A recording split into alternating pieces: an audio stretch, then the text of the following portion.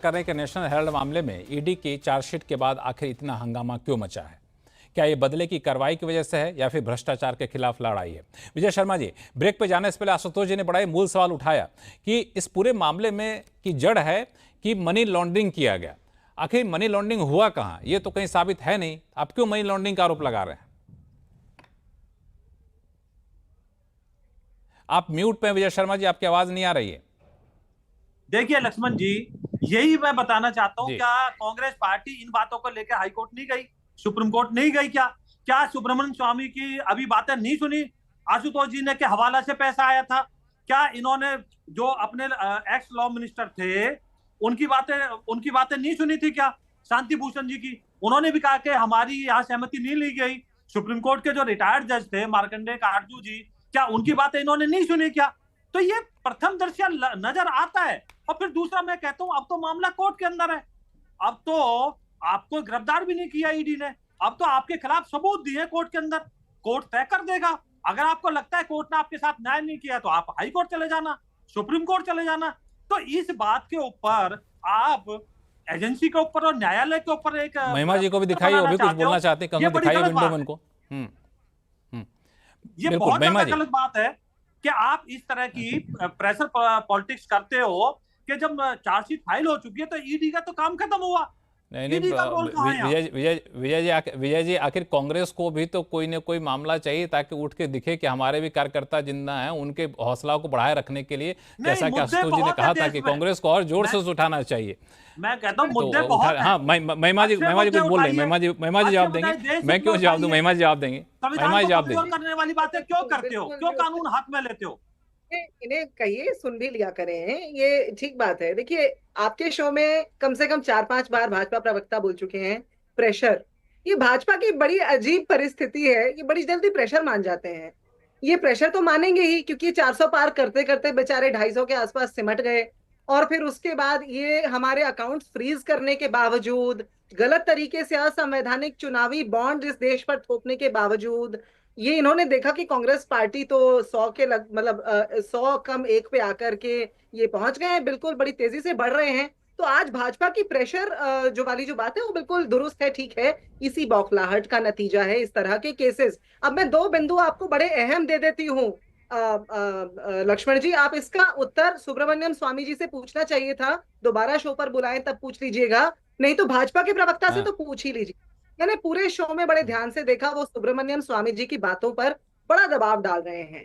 अब मैं उनसे ये पूछना चाहती हूँ कि उन्होंने इतने ध्यान से पढ़ा है पूरे केस के दस्तावेजों को, बड़ी क्रोनोलॉजी बता रहे हैं, उन्हें ये भी तो पता होगा कि 2020 में कोर्ट के अंदर सोनिया जी और राहुल जी ने बाकायदा कोर्ट से कहा था कि सुब्रमण्यम स्वामी इस केस में विलंब कर रहे हैं।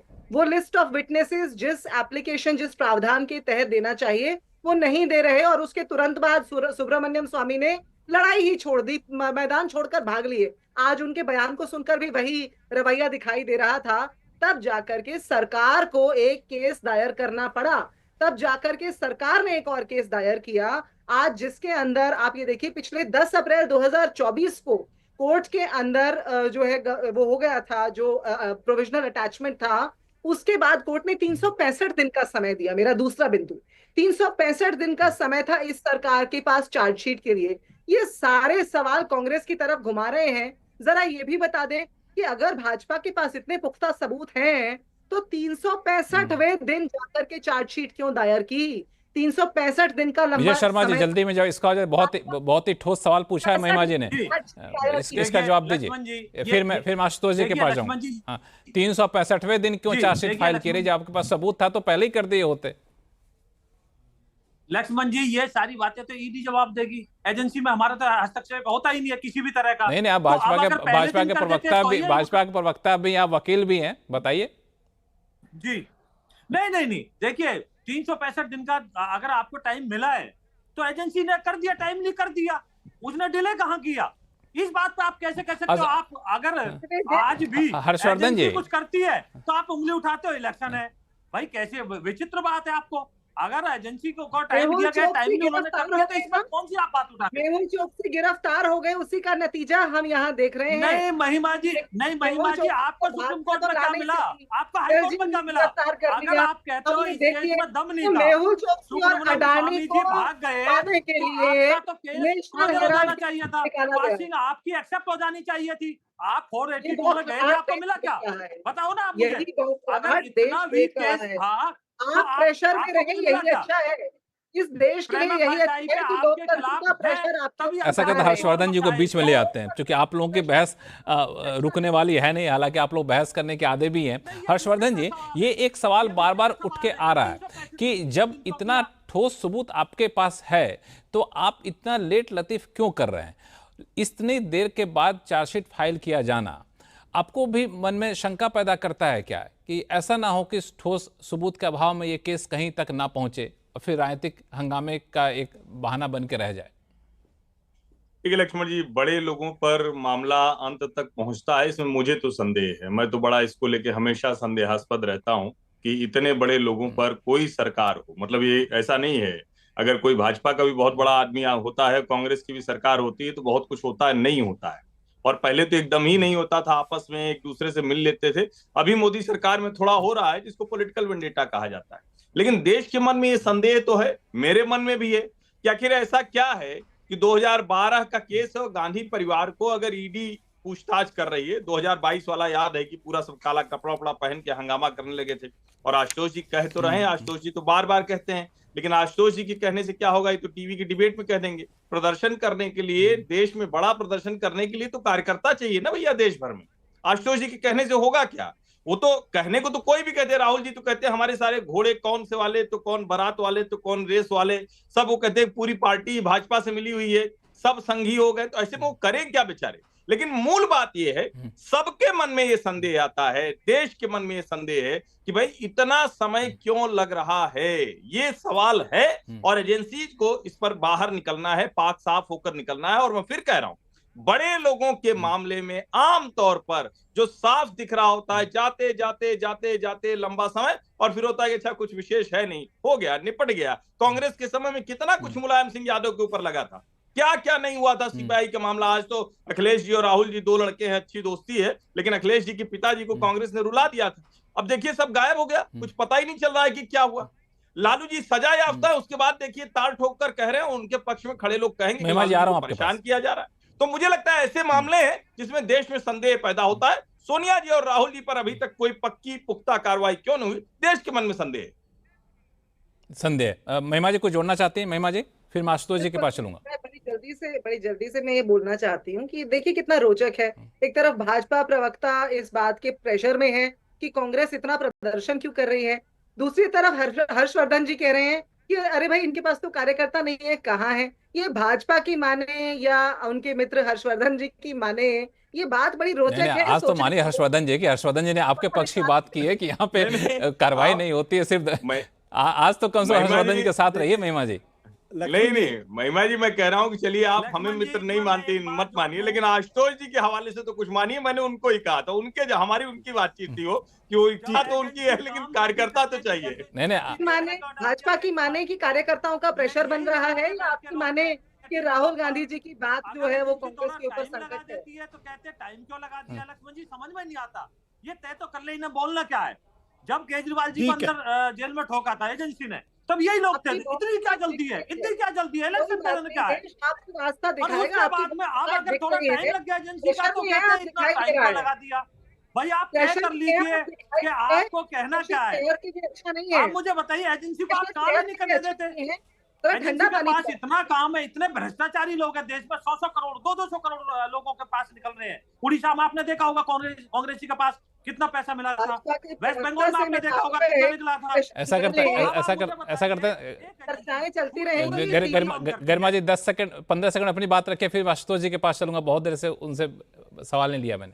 हाँ गरिमा जी। मैं भी चाहती हूँ आशुतोष जी की बात सुने। मैं तो बस भाजपा प्रवक्ता से कहना चाह रही थी कि प्रेशर ना लें भाई, ये तो कोर्ट देख ही लेगा जो देखना है कोर्ट में। आपकी बौखलाहट लोगों को भली भांति दिख रही है।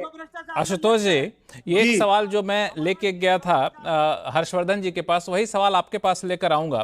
दरअसल ईडी का या फिर सीबीआई का जो भी सक्सेस रेट है ना, वो सक्सेस रेट बहुत कम होता है। इसे लोग सवाल उठाते हैं कि जब बड़े बड़े लोगों पर आप इतने जोर शोर से मामले को उठाते हैं तो जल्दी से निपटाइए, गवाही लाइए या फिर प्राथमिकता के आधार पर केस फाइल करिए। जब ये नहीं होता है, लेट लतीफ लग होता है, सालों लग जाते हैं चार्जशीट फाइल करने में, तब लोगों को शक होता है कि वाकई कुछ सबूत है या फिर वैसे ही कार्रवाई दिखावे की कार्रवाई होती है। लक्ष्मण जी, चूंकि जो आपने सवाल पूछा उसका मैं जवाब देता हूं।